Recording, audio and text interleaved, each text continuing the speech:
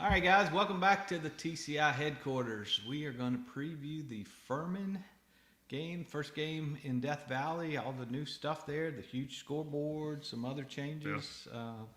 Davis is actually going to visit with Graham Neff's going to give a little preview of some of those things here later this week.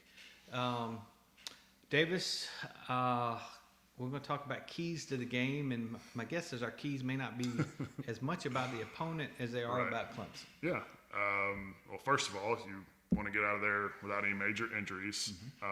But as far as we're talking about, as far as just getting out there with a win and no turnovers, and just play clean. I mean, this is an opponent you're going to physically overwhelm. I think everybody understands that. With DJ specifically, as improved as he was, the turnover bug still there. Had the early turnover against Georgia Tech, the fumble in the red zone that really thwarted their first chance to score some points in that game.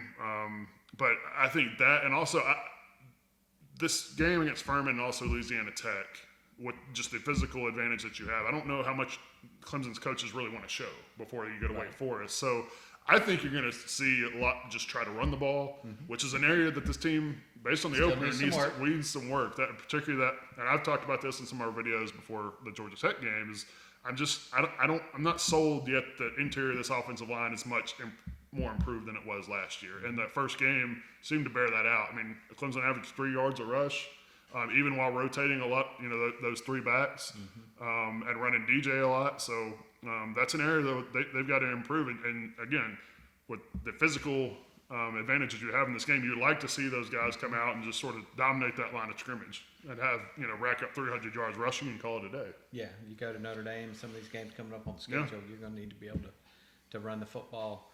To me, this is a game for some of the younger guys to gain some experience, gain some confidence. To me, the big key again at this, even though it's just going to be, what's the perception of the quarterbacks coming out of the game? Cade calls the buzz with one series. You want to think that the game's going to be a little bit more out of hand this week, be more opportunities for Cade to get in there. I know one of the things the fans on the Clemson Insider message board are talking about is, I want to see Cade with the ones. We talked about earlier. You talked about just kind of how the offense is different with him out there. What would it look like with him with the ones? It'll be interesting to see if Dabo will put him out there with the ones, or if he'll be a little hesitant to, because he's trying to manage the fan reactions. Obviously, there was a huge reaction when Cade came in the game Monday night in Atlanta. Imagine we'll see something similar. So just, even though it's Furman, there's still going to be a lot of pressure on DJ. Yes. Just because he knows this other guy's right behind him. Well, and to that point, you mentioned, whether DJ or Cade's going to get some reps with the ones, and whether Dabo will do that. I think he will, because you want him to get some reps with the ones, right? In case things, in case DJ comes out in the first half against Wake and isn't great, or there's an injury, God forbid, or something. You need him to be ready and have some work with those first teamers out, other than just going through practice reps. It's a totally different thing in the game. So, yeah, it'll definitely be interesting. I would say, don't overreact to what you see on Saturday, but that's sort of what fans do, right? Is overreact and, get really excited or really negative about something one way or the other, depending on the team's performance. But yeah, I mean, I think DJ and Cade, I think both should look pretty good considering the competition level. So I don't think anything's going to change as far as, unless DJ just came out there and was terrible, going 5 for 20 or something against Furman, then we're having a whole different conversation. But yeah, I think one of the wording things to watch, I think, over the next couple of weeks, and Dabo likes to talk sometimes about, this guy has earned playing time. Yeah.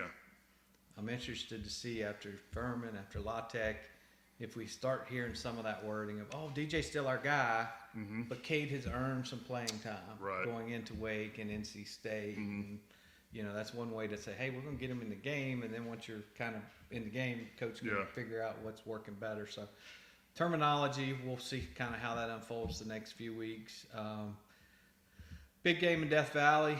A lot of fans excited to see that huge scoreboard, and I know it's a 5 o'clock kick? 3:30. 3:30. 3:30 kick. Much better. So we won't have to, we'll see the lights a little bit, but it won't impact things too much at night. That's going to be Bart Boatwright is not a happy camper with the new lights after the touchdowns because that makes it I'll difficult. be honest, I'm not a big fan You're of not the a big light fan shows, either. no. Yeah. So that's seems to be the hip thing to do. All the schools are copying each other. I'm like you. I just assume not see that, but we're going to see that later this year at Clemson. But I actually drove by today. I had to drop some baseballs off that were getting done for the collective. There's a place on campus that can print stuff on them for us, and I hadn't seen before. And the pictures and all, they took some of the military heritage stuff that's right across the street from the stadium. There's some on the brick posts that they've got between the gates. They've got Coast Guard and Army and different military things on the outside of the stadium down there, and they've got something on the scoreboard as well. So that was kind of classy how they moved some of the military heritage of Clemson over and have that a little more involved in, I guess, part of the stadium. But all right, Davis, I gave you a little bit of time to think there with that sidebar, time to go out on a limb, and this is a big time for Davis. We're going to see if we can get him a little bit higher on the score prediction. He saw a little bit better offensive performance, but it is Furman. It's kind of one of those games you don't know what you're going to see. But what's your prediction? 41-6. 41-6. 41-6. 40s. Yeah, and I wouldn't be surprised if Furman scored a garbage time touchdown at the end of the game, but I don't expect them to get in the end zone against the first or second teams in Clemson. So let's hope not. Yeah. But,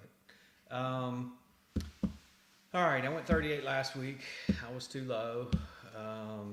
It's hard to know. I mean, it's important. One thing to me on just the score side is, Cade's going to want to be really, obviously everybody that goes on the field wants to be impressive, but I think both quarterbacks are really going to be trying to put on a show a little bit. May help the score be a little bit higher than it might typically get, but May goes back to what you said when we started your segment about the running the ball a lot.